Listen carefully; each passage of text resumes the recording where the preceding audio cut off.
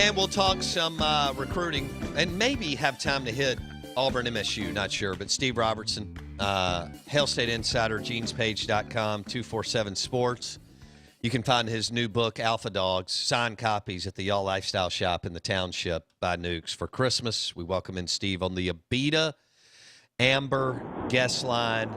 And, Steve, let's run through this pretty quick. MJ Daniels, athlete / corner wide receiver out of George County. Where is everything with his recruitment right now? Yeah, I mean, he continues to say that he's solid with Mississippi State, and then behind the scenes, he continues to recruit for Mississippi State. He was instrumental in the recruitment of John Lewis at Germantown. I think John was probably coming anyway, but MJ was a big part of that, kind of encouraging him to join the class. And now MJ's trying to get Antonio Harmon and Ty Cooper to join him in Starkville. And so I think Bulldog fans can feel really good about where things sit with him today. John Lewis, Germantown linebacker, commits to Mississippi State this week. He's considered a top prospect in the state.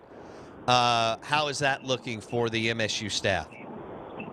Yeah, he's joined the class actually a few days ago, and then went public I guess Tuesday morning. But he's a guy that they've been on for a little while, and I guess early on he didn't get the benefit of the spring eval like a lot of people did, but his junior film is incredible. And I understand there was some concerns about qualification, but I'm told that he is expected to make it. After his senior film makes the rounds, he picks up offers from Florida State, Ole Miss, and Mississippi State. He continues to say that he's solid with Mississippi State. He's also out there, recruiting for the Bulldogs. So, again, I think this is a huge development for State, being able to win an in-state battle like that at a position of need for a guy that has some real ability. And I think, you kind of move forward with this, but I think he's a building block with him and MJ Daniels and potentially Ty Cooper in the class. I think those guys can become the face of the Bulldog defense in the years to come. Mississippi State and Ole Miss battling it out for Ty Cooper, defensive lineman out of Louisville. His team just won another state championship. What's the latest on Cooper out of Louisville? Yeah, still kind of nip and tuck, but I believe that State has a slight lead. That lead actually might be building a little bit. Ole Miss not going to go away. They've invested a lot of man hours and recruiting energy to get him. Deke Adams done a great job, and I'll be honest with you, if Deke Adams isn't the D-line coach at Ole Miss, I think Ty Cooper is already a Bulldog. That's how close this whole thing has been. So I do think now at the end that Ty Cooper is kind of looking at the fact that State has put several defensive linemen in the National Football League, and he can see those guys play every single Sunday. And I believe that's a real factor in his decision. And again, Ole Miss has made this thing awfully interesting. A lot of people would think, hey, a kid from Louisville should be a no-brainer, but it just goes to show you what a great job Deke Adams has done recruiting the guy. Steve Robertson, genespage.com. His new book, Alpha Dogs, is out all over the state of Mississippi. You can find a signed copy at the All Lifestyle Shop in the Township by Nukes. What is the latest? You just mentioned Harmon. He's kind of a wide receiver, maybe flex tight end. He's out of Kosciuszko. Where is he with his recruiting right now? And he's supposed to announce on Monday. We do believe that'll be Mississippi State. He's the guy, too, you mentioned. Is he a flex tight end? Is he a wide receiver? His heart's at wide receiver. If Dan Mullen was still here, I think he could play that flex tight end role because it is a little more of a dynamic position than, say, the traditional attached tight end. But he wants to play wide receiver. I think he can be a bit of a zone buster type guy that can run, those 5 and 7 yard curls and then fall forward. But also he's a big physical guy with a good catch radius. And, he's a guy early on, had a lot of juice, and a lot of people expected State to take him early on. Ole Miss got involved, made things interesting. Then both staffs have coaching changes, and then things kind of chilled for a while. But now they've kind of cycled back, and Steve Spurrier Jr. has actually stayed in contact with him throughout the process. But it looks like the Bulldogs now are sitting on go, ready to get Antonio Harmon and Maroon and White. Steve Robertson on the Abita Amber guest line. On genespage.com, you've got a recruiting write-up on junior college corner Jadarius Perkins from Hattiesburg, Mississippi. You said Alabama's kicking the tires and there's some other teams. Where does Mississippi State fit in for Jadarius Perkins? Well, he leased the top 7 last night, and of course, State was a part of that. State had a big Zoom call with he and his family over the weekend, and then hours later, within probably an hour, he decommitted from Oregon. I don't think anybody ever fully expected him to go to Oregon. I think deep down we always figured he'd end up somewhere in the southern part of the country, perhaps in the southeast.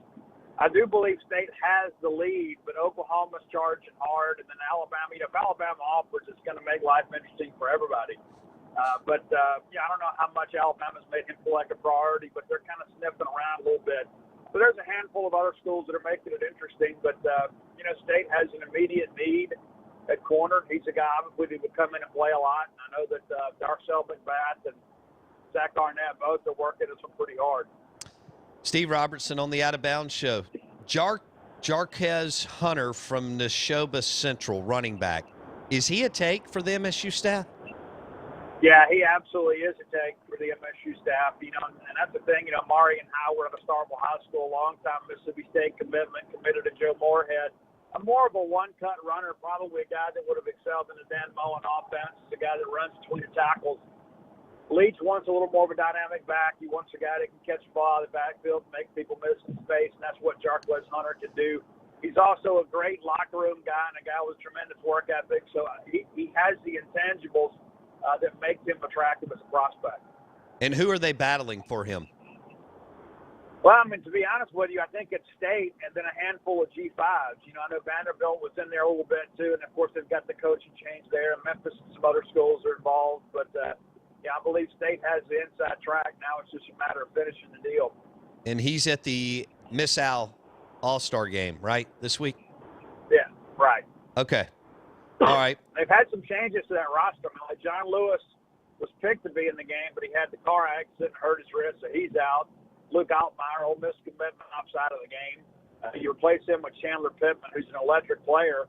It's a completely different player than Luke Altmaier, so it'll be interesting to see how to use him. But, I think that whole ball game is going to boil down to what we can do defensively. That Alabama front is going to be pretty good. I think that we can score, but, what's going to happen when Alabama lines up trying to run football at us?